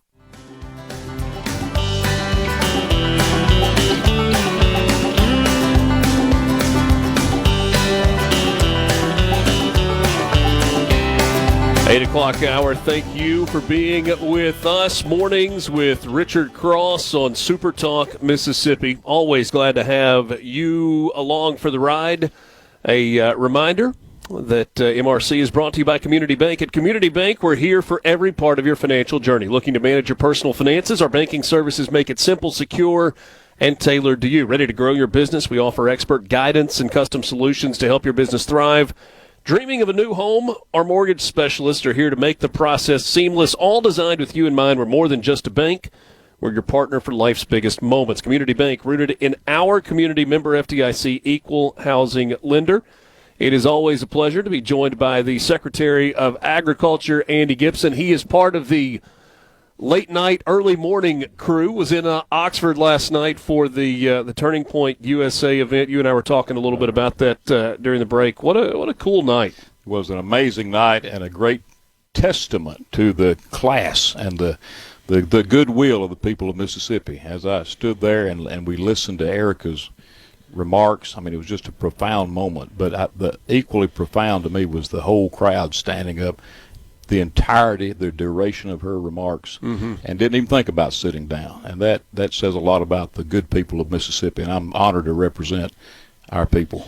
You are someone who, this is not new for you. You have been very open about talking about your faith and the role it plays in your life, and you don't seem to care what the stage is or where the microphone is. You're just going to talk about that. Right. I feel like in the last couple of years, the last few years, and I think Charlie Kirk plays a role in this, but I think there are a lot of others that play a role in this. There seems to be more of a willingness among elected Republican/conservative officials to talk about their faith in a very public setting. That strikes me as a win for Christianity. I don't know that anybody has given a more succinct and comprehensive summary of the gospel than Marco Rubio did at Charlie Kirk's memorial service. That's the sitting Secretary of State. Yep. Why has that happened? I think it's because people have tried the alternative, and that is to try to say this so-called separation of church and state, which was designed for the protection of the churches and the freedom to worship, not to keep our faith out of politics, out of the government. It was designed to protect our faith from the government, and people have tried the alternative and found it to be totally empty. And so as I travel the state, no, I've never walked away, have never backed down from speaking out on what I believe, because it is fundamental to who I am as a person. My faith in Jesus Christ as a Christian. Was born again at 7 years of age and have been growing in that relationship with the Lord ever since. And second to no other relationship that I have than my wife Leslie and I. We share that faith, and so it's critical to the heartbeat not only of who we are as a people. It's ingrained in our Constitution, the freedom of worship, and it's also ingrained in who we are as Mississippians. And when I travel the state, people appreciate that, and I want to appreciate and thank both Erica Kirk and our Vice President, J.D. Vance, for speaking out honestly what they believe, why they believe it. We need more of that in America, and we need more of it right here in the great state of Mississippi. And it does seem to be happening more. I had a conversation with someone not too terribly long ago, a lobbyist in Washington, D.C., and I think you're starting to see a little bit more of this conversation. We've talked so much about tariff revenue. Yeah. And we know that the agriculture community has been hit hard by this tariff exercise that we have gone through as a country. And there is some discussion that some of the revenue collected through tariffs may actually end up being redistributed to farmers in the form of aid. Now, there's some that would say you kind of created a middleman that didn't have to be there. But there are others that have said, this is more about fixing our place kind of within the global economy and within trade and creating fair deals. What are you hearing about whether or not that tariff revenue may end up in the pockets of farmers? Well, it is a true statement that farmers really don't want aid, they want trade. And so the breaking news this morning out of South Korea is that President Trump has secured a trade deal with China. I'm going to be talking about that immediately in my remarks this morning. And that the outlining of that deal for a purchasing of a substantial, considerable amount of soybeans and other agricultural products. So, well, amen to that. I mean, we're giving amens. There's one for you. That being said, we are in a farm crisis. If you recall, last year, a year ago, I stood here and said America is heading into a farm crisis, and now everybody knows that's the case. It didn't happen, though, when President Trump became president. It's happened over the course of 4 or 5 years. I'm going to show a slide today that shows you when China began to cut American agriculture off. And so what we have to do is win this trade war. There is going to be a relief package. I met with our senator, my predecessor, former commissioner, Senator Cindy Hyde-Smith, and she's working hard on that with the senators and Congress and with the president. So I have no doubt there'll be a bridge to get from where we are to where we need to be. But our row crop producers are the ones who are suffering. Soybeans, cotton, and corn, these are commodities that there's so much of and so little market. It's supply and demand. And when 52% of your market, which is China, says we're not buying any soybeans, that's why you have the low prices today. This trade deal is a game changer, and it is some very welcome good news for our farmers in Mississippi and across America. There were some cattle farmers last week that didn't seem to appreciate the message that the president put out with regard to lowering prices and kind of this situation that they were in. What did you take from that back and forth between the Cattlemen's Association, the cattlemen, and the White House? Well, I'm one of those cattlemen. I certainly support, and in fact, we live and breathe buying American beef, genuine Mississippi beef when you can, and so that is heart and soul of what I believe and what I do. And no, I don't believe we need Argentinian beef, and I've communicated that. I think the issue that the president was trying to address was well-intentioned, and that is, let's get the beef prices down. But the fact is, it's the packers who are making all the profits. Cattlemen, we're having really good cattle prices, record-setting cattle prices, but we've also had record-setting cost of raising a calf crop. That's right. Yeah. And again, it's supply and demand. We have the lowest size of a beef herd in America since 1949, I think. That's because of the droughts. I put up slides last year about the droughts. So many people sold out. The answer is to rebuild our own American beef herd, and the gestation of a cow is 9 months, just like a human being. It's the same time. It's going to take a couple of years to build that herd back, but when we get there, these prices will resolve themselves. In the meantime, I appreciate the president. I have no doubt he is, he's working hard for our farmers, and I am a big supporter of President Donald Trump. But I think on that issue, we just have to focus on our domestic America supply, and we're going to get there. We're going to regulate that. The markets are going to regulate themselves. Visiting with Andy Gipson, the Department of Agriculture and Commerce Commissioner here in the state of Mississippi. Got a couple of minutes left. There was a story that you became involved with a little bit in Lafayette County, the community of Taylor, just south of Oxford, and it had to do with construction of an asphalt plant, a small family farm across the street of it. J.W. McCurdy was the developer. The news this week, and I don't know if we got to this earlier in the week or not, was that J.W. McCurdy retracted his request for rezoning and is choosing to build the asphalt plant in the Lafayette County Industrial Park. Right. Is this as simple as all's well that ends well, or is there more that we need to be looking at in this situation? Well, I get calls routinely from farmers who are having issues like this, where there's a change in the area, and they're concerned about their private property rights to continue farming. We have to recognize those private landowner rights. When you come to land use, it is the counties that make these decisions, zoning decisions. And so this was a situation where an asphalt plant was asked to be right across from a farm. And frankly, I'm hearing more and more of these types of discussions, and it's going to be, as Mississippi experienced economic growth and development, which we welcome and we want, we have to strike the right balance. And I think the right balance was struck in this situation. We're getting the asphalt plant in Lafayette County. It's going in the industrial park. The farmers are going to continue their farm. It's still zoned agricultural. But as we have more and more industrial development, we have to make sure that we strike the right balance with economic development and our food production, local food production. And I think Lafayette County got it right. Well, the interesting thing to me about this case is this is a property rights issue and it's a zoning issue, and property owner rights is kind of a tenet of Republicans and conservatism.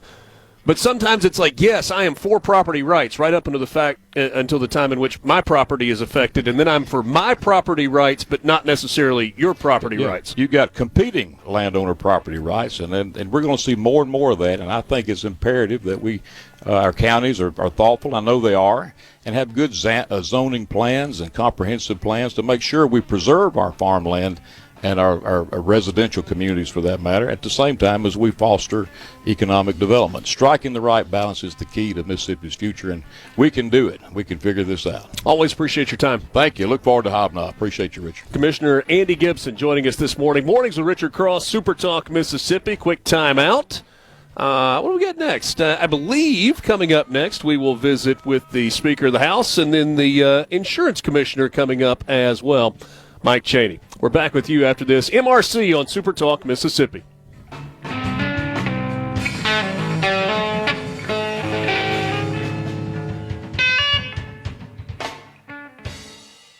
From the Venable. On your radio, on our app, or on your smart speaker. We're always free. Super Talk Mississippi. Your home for mornings with Richard Cross.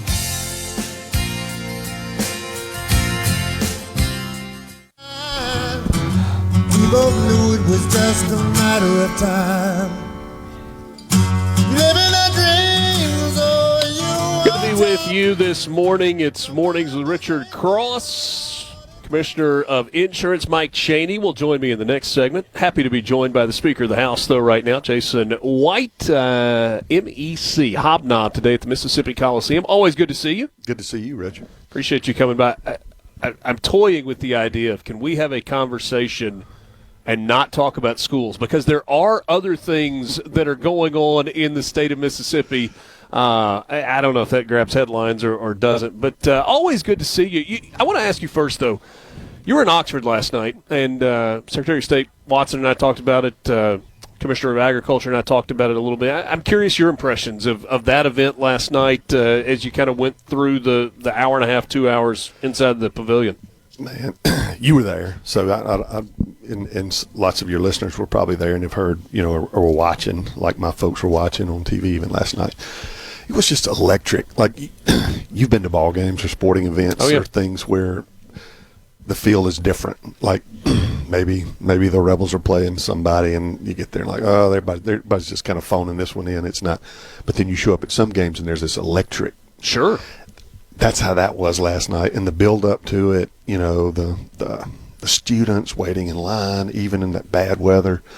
I think Mississippi put its best foot forward. Like, it was so cool to see that, for us. I used to think other folks were the old folks. Those kids looking at me last night like, who are these old stinking politicians? That's a pretty good point, actually. You know what I'm saying? So it kind of puts some perspective on it for me last night. But seeing those kids fill that place up and be so energetic and engaged, to that, I would like to think when you and I were in college, maybe we were that, or I don't know. At least some of the time. At least some of the time, right?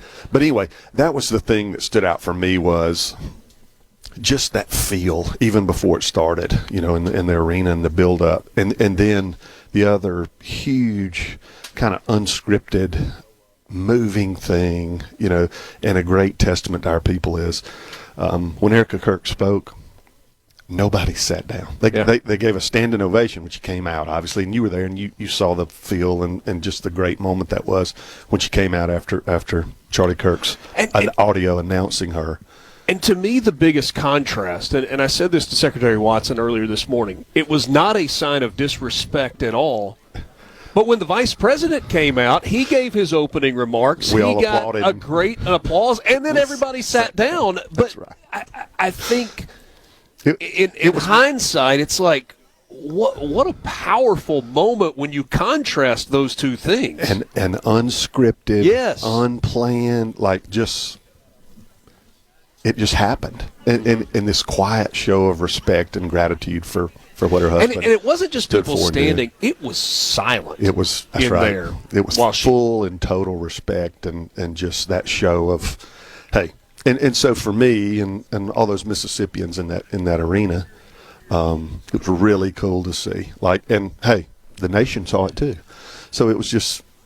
I was like, hey, this is good stuff for our people. You handle questions well. I can throw stuff at you, and you can give me a political answer just about any time. I am curious from your perspective, from your position as the Speaker of the House.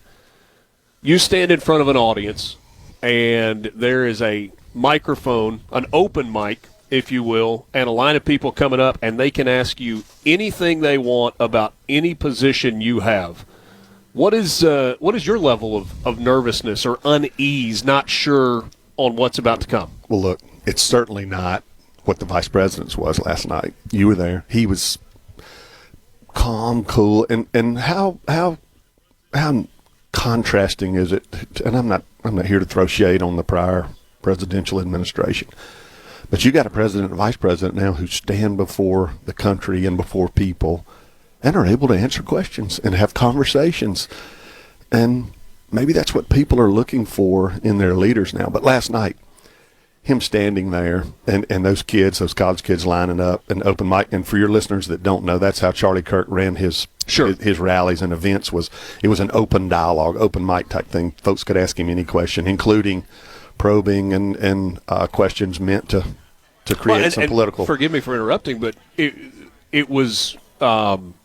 If you disagree, come to the front of the line. Right. We're going to start there. And this is not about asking a bunch of questions so we can just platitudes. Political softballs. That's right. No, these are real. But, yeah, you think about a college kid, unscripted, don't know what they're going to say. You've got some would say the second most powerful person on the planet standing there, willing to have those conversations and willing to answer those questions. And some of them were very personal. I thought he handled them incredibly well and kind of showed. I'm a big fan of J.D. Vance anyway, but he kind of showed the world a different personal side, the way that he was able to stand there and Even indulge those students a little bit when probably other folks would have wanted to shut it down or come back over the top, because some of it he could have easily been not offended by, but taken aback by. But instead, he was very gracious and humble and did it, you know. But now there was a star last night. I don't know the kid's name that had the Ricky Bobby quote. Somebody somewhere is finding that guy, and he's going to have a lot of hits on social media today. I think so. If you have we got a name yet? No. I hope he doesn't run against me, because that cap would win. Yeah, it was a pretty funny moment. He came in and said, hey, JD. And it wasn't Mr. Vice President. It wasn't it's JD, what's up? He's like, so good, hey, Reach. pal. That's right. He goes, to borrow the lines of the great Ricky Bobby, I have no idea what to do with my hands right now. So great. And the kids loved it. And JD follows up and goes, hey, half the time, neither do I. Yeah, it was pretty good. It was really good. Look, but those kids, I speak to the Ole Miss College Republicans next week.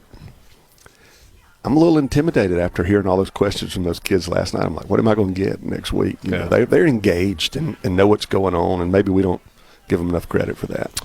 But it was encouraging for me last night to see that. I want to ask you about today. Hobnob, Mississippi Economic Council event, 3 events each year that they have with Hobnob, an annual meeting, and the third one that I can't ever remember, and Scott may get mad at me for that. They have their Capital Days. That's it, Capital Day. That's when you guys all come back and get ready to do your thing. That's right.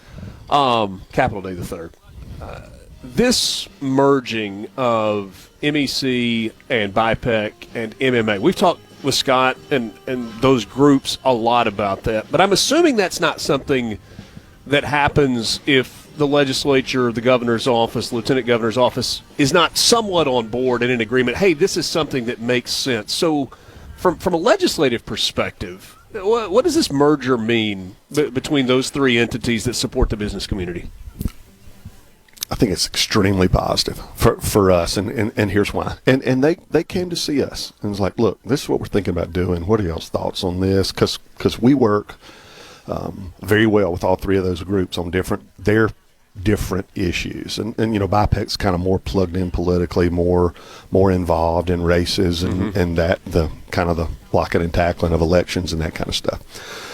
Whereas MMA specifically representing our manufacturers, and then MEC kind of being somewhat of an overall umbrella and kind of the state's chamber of commerce.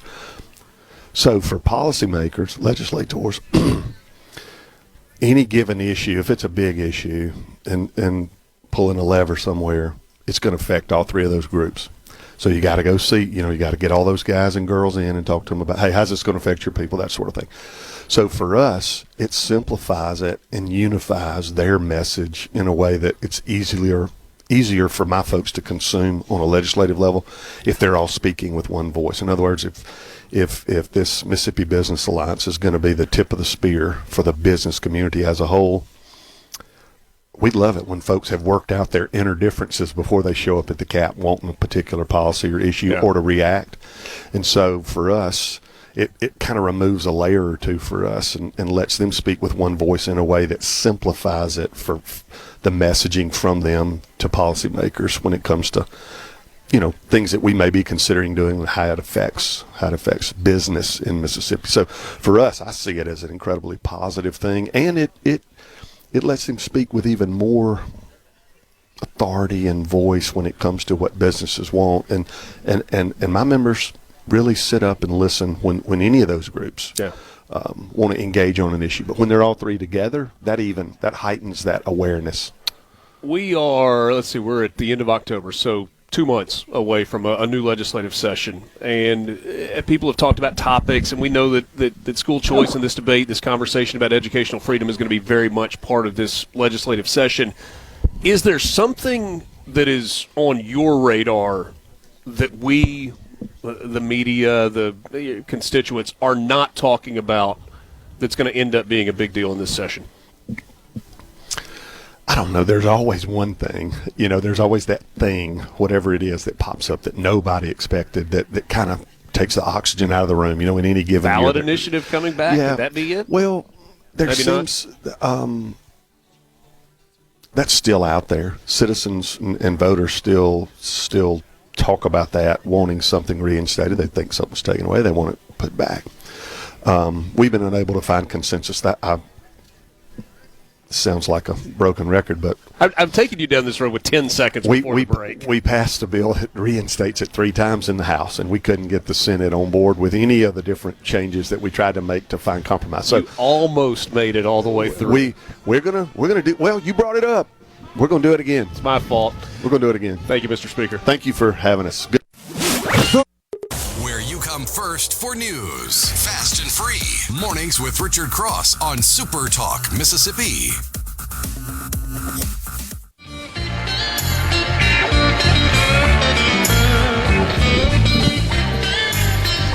Welcome again. Good to be with you. What's today? Thursday? Thursday morning, the 30th of October. Commissioner Mike Chaney from the Mississippi Insurance Department, also the state fire marshal, didn't get the memo that Halloween is tomorrow. You could have dressed up and worn a Halloween costume and really stood out this morning. Richard, I think I'm scary enough as it is. You know, when you open your bill and you get a premium increase, and the bill, they think it's Halloween every day. You know, there are some politicians that think you're a little scary. Well, you know, you take the politicians on sometime if you don't agree with them, and that's just part of what we have to do. That is how it goes. People are talking about mitigation. It's something that you say is an incredibly important issue. But I think before we kind of walk down that road, there's some people that either need a reminder or a quick lesson on what we're talking about, especially in the southern part of the state when we talk about insurance mitigation. So mitigation is not complicated. It's simply saying that you reduce the risk to a homeowner. Okay. And mitigation simply means that you go out and you put a stronger roof on, or you put a membrane down before you put the shingles on that will keep water from penetrating through the plywood seams because you tape them. It's not complicated. It sounds complicated, but it's not. And what you do when you mitigate a home, you tie that roof down to the walls and down to the foundation so it doesn't blow off easily. Sure. You can probably withstand, say, 140 mile an hour wind. But if the shingles blow off, you still have a waterproof membrane between that roof and the living area that you're in. So you got a house to come back to. And the second thing it does, it reduces the risk that insurance companies have to charge a premium for, and it reduces your win rates by 20 to 40%. Now, Alabama started a program in 2016. They've got about 60,000 homes mitigated. In South Alabama, they're now moving the program north. And what's happening with them, they have mandated discounts. Mm-hmm. They are seeing 20 to 40% discounts on insurance. And what happens on the Gulf Coast, for an example, in Jackson County, where a lot of people work at Chevron and Ingalls, they're living in Alabama because the insurance rates are cheaper. Mm. And the difference between the rates in Alabama and Mississippi are enough to afford to drive back and forth 20, 30 miles. So that's it in a nutshell. So who is it insurance companies that are pushing back on this? Because obviously residents want it. They want to see their premiums go down. They want to see less money out of their pockets. So what's the holdup on getting to this point? So it's a combination of a lot of factors. We've had a mitigation statute since 2007 when I was in the legislature, and to get it passed, we even got a guy named, you may not remember him, Steve Holland. I do. From Duplo. He was the author of the mitigation plan that we passed in 2007. Okay. And the reason we did that was, and I was in the Senate, is we needed Democrat support to pass a mitigation plan. We passed it, and we never did get it properly funded. And now I'm the insurance commissioner. I've been working on it for 18 years to try to get it funded. So tough program. Counterpoint, I think some of your colleagues would say, hey, there was money in place for you to get this rolling and get it off the ground, and you haven't done that. What would be your response, or maybe why? Well, they're gaslighting. Okay. Gaslighting simply means that they're trying to blame somebody else for their inability to do something, or they're not doing what they should have done. I knew I'd get you going. So you got me cranked up. All right. If that was your intent, you've done that. I really wasn't. Richard, here's the deal. So why are they saying that, and you're saying, no, it's actually their responsibility? Because we didn't get funded until 2024 on July the 1st. And when you get funding, we got a $5 million set aside in special funds. We went and found the money and said, legislature, here's $5 million out of surplus line stamping fees that we can use for mitigation. Okay. We need the authority to spend it and do the mitigation program. And it's going to take time to set it up. So from July 1 to January the 1st of this year, it takes 90 days to do an RFP. The legislature put that in the requirements of the bill.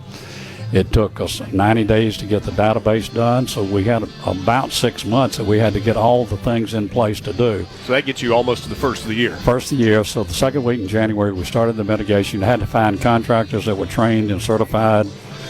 This is a little more complicated than it sounds. How far does $5 million go?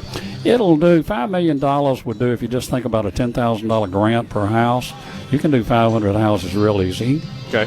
And, is that enough to bring an insurance rate No, in? that's the start of it. And then we had a bill that would make the insurance companies pony up the money to do the mitigation, not taxpayer dollars, just the insurance companies. And that's one of the factors that help kill it. They'll tell you they're for mitigation because it reduces their risk, but they don't want to have to pay. The premium income is reduced. The agents get less money on their commission.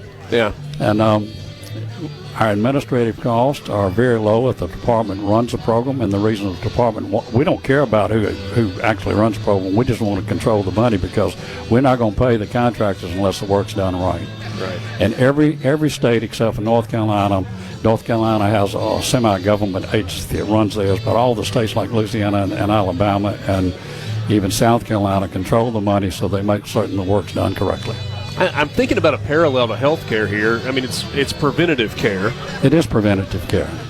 And it's preventative to the fact that you got a home to come back to after you have a wind event. It won't save a house necessarily during tornadoes because tornadoes are very narrow in scope. Yeah, different. They're not wide. They're different from a hurricane. But think about in Jamaica, the houses that have survived this 185-mile-an-hour wind are going to end up being concrete homes that are mitigated like we do in Puerto Rico and the Virgin Islands, or they're going to be homes that have been built to the fortified standard, IBHS as we call it. And they may not survive even then. That's a tough deal, and we don't. That's another issue that we deal as first responders through the department with firefighters and et cetera. We work very closely with MEMA because we got to know what the damage is on the ground. And we normally can tell you the damage on the ground from a tornado within a couple of hours after it happens. Working with me, when we have something called crisis tracker, or tracker, or whatever. It's early in the morning, Richard. You might have to get on a tractor to go in and do some of that evaluating. Yeah, no doubt. I should know the answer to this. I don't. I think I know the answer. Health insurance falls under your office as well, right? We regulate, at least in part? Yeah, in part. We regulate individual rates. We do not regulate self-funded rates. We do not regulate large groups or small groups below or above 100. Yeah. So what we have to do is implement and make certain insurance is available. Federal law says we can't sell a product on the ACA unless we got doctors or what we call networks that can service the person that owns the policy. It's like buying a car and putting it in your garage and never using it. That's what you would be like if you didn't have a hospital or a doctor to go see. Right. What's your level of concern right now with kind of the state of the healthcare industry in Mississippi? Well, we've got, I was just talking to... I know it's a pretty broad question. It's a broad question, but I was talking to Lex Taylor just a few minutes ago. Lex is a long-time friend, former head of MEC here, right? Taylor Machine out of Louisville, and he said he finally read the big beautiful bill, and there's a lot of money in there for the state of Mississippi for rural hospitals. They're the ones that are really in trouble. We have a healthcare desert in the Delta, and the issue is complicated to the fact that we have to set the rates or approve the rates. And it's been a tough one this year for us because average rate increase, and you'll hear me say this today, is 40.9%. So when you sit and look at a family of, say, two people, at 400% of the property level, that's about $85,000. Let's say my wife and I are two people because we're empty nesters. Right. We're grandkids. So we would not qualify for any ACA benefits, not that we want them. And we would pay somewhere, if we didn't have our other insurance from the state, we would pay somewhere close to $20,000 a year. Now, that's for health. Medicare. No, say I wasn't on Medicare. Okay. We would pay $20,000 a year just to have health insurance. Yesterday at a hearing at the Senate that we were in, we've got a hearing looking at health care. That cost, according to one of the insurance companies, will be like $30,000 for a family of 4, and making $65,000 a year. You can't afford that, Richard. I don't know how you make the math work. You can't make that work, and people are going to drop the insurance. So you're going to have about 250,000 people in the state that have no insurance, and they've got to go to the hospitals for uncompensated care. And it's just... And in that vicious circle, that means those of us who pay for insurance, your rates are going to go up again to help cover those who are that are uninsured. You're correct. So what's the solution? I will say I don't have the solution, but I will say that the middle class can't keep paying all of this out. Well, you know who gets taxed to pay for all the health care on Medicare and Medicaid? On Medicare, we pay 2.9% of our salaries, either employee or individuals, to fund Medicare. That's right. The Biden administration and the Obama administration took most of that money to fund the ACA. So they almost killed the thing for people over 65. But by all means, we need to make sure that these subsidies are in place to cover all of the. Now that's a question. You know, I get asked that all the time. Are you for the tax credits? I am if it keeps the Republicans in power. But I will tell you, we can't continue down the road of giving everybody everything they want free. The government cannot do that. And there are people that want to criticize political decisions, but sometimes political decisions have to be made. Otherwise, you end up with the other side in office, which ends up being worse. We are unfortunately out of time. Good visiting with you. Good visiting. Always a pleasure, Reggie. You're a great American. Appreciate you. Thank you. Great American. I will take that. Insurance Commissioner Mike Chaney. We're back with you right after this. Mornings with Richard Cross. We'll wrap it up next. From the Venable. You come first for news. Fast and free. Mornings with Richard Cross on Super Talk, Mississippi.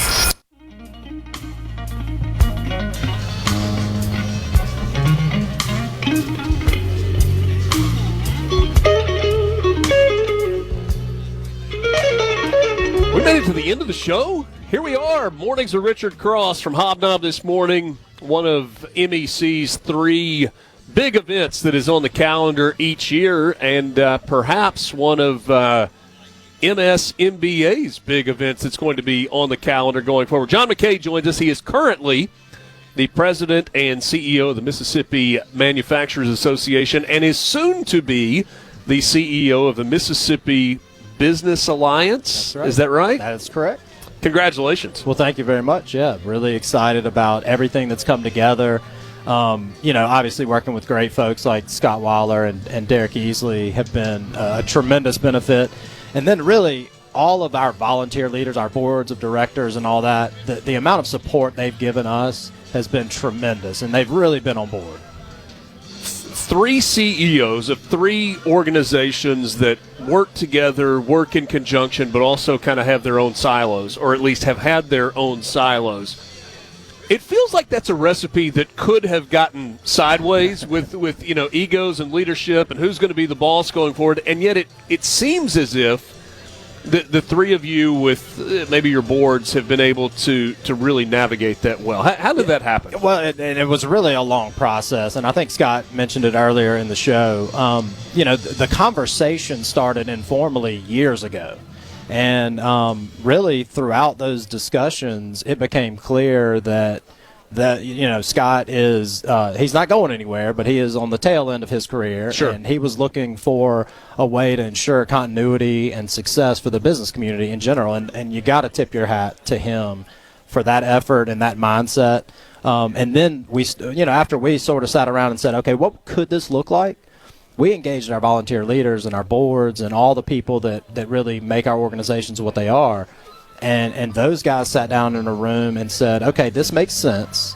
Let us help you get to where you're trying to go. Yeah. And the process played out really, really well. So I asked Speaker White about this a second ago. I said, obviously these organizations don't answer to you, but you work very closely in conjunction. You need the legislature needs you.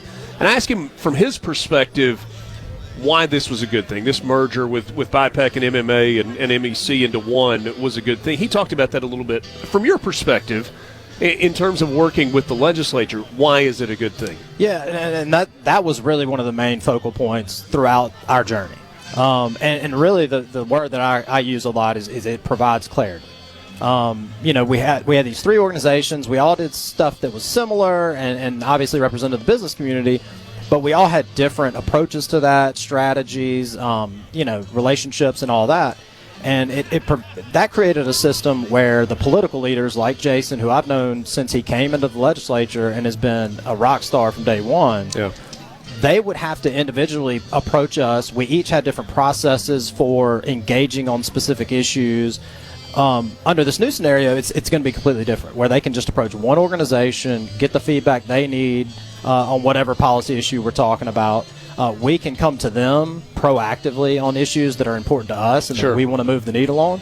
And I think that's just more effective. That one voice approach to the business community is really going to benefit people, from Corinth to Pascagoula and everywhere in between. And I think that's really the main objective, is to give that clarity, that certainty, and that one voice approach to business. Last thing for you, and this is probably not enough time to talk about this. The economic development community in Mississippi is alive and well, and we know that the role that all three of these organizations play. When you look at the number of projects that are in the pipeline, the amount of dollars being invested, is this drinking out of a fire hose? Is there appetite for more? Is there capacity for more beyond what the load that we're carrying right now? Yeah, no, and that's it's a good problem to have, obviously. And the area that I work on more closely than anything with economic development is the workforce component. Right. There is no one that gets more nervous than an existing industry in an area that's quickly developing. And so working to ensure that we have that capacity on the workforce side, the incentive structures to get those people to say yes, that's the critical aspect. And it's not only the great folks at MDA, Bill Cork and his team, Governor Reeves, but those local economic developers. I mean, those folks are the ones we really plug into and work with. And I think they're going to benefit from this approach too, because now we can go into a room with them and explain, hey, you need to come to Mississippi because we have an entire infrastructure of business community here that wants to welcome you and work with you to make you successful. Yeah. We were talking a week or so ago about the grant for the shipbuilding industry on the coast with Ingalls and Bollinger, and 2,500 jobs that need to be hired immediately, but then that's an ongoing need. It's like they may need to do the exact same thing again next year. And I'm like, man, that is a big ask to do it year over year. But it's one that Mississippi's tackling, and as you said, good problem to have. And in that case, you got to tip your cap to the federal delegation for getting those resources from the DOD to bring down here to Mississippi. John McKay, President and CEO of the Mississippi Manufacturers Association, and soon the Mississippi Business Alliance. Thanks so much, as always, for your time. Thank you, sir. Good to see you. Yep. We are done for this Thursday. Dave will be in tomorrow. Lance, of course, will be back as well. Hope you have a wonderful weekend. Remember, if you're in the market for a new or pre-owned vehicle, Belk Ford, Oxford Toyota, the place to go. Visit them online. Highway 6 West in Oxford, belkford.net, oxfordtoyota.com. Thanks to our friends at MEC for hosting us. Hobnob at the Mississippi Capitol. A SuperTalk Mississippi media production.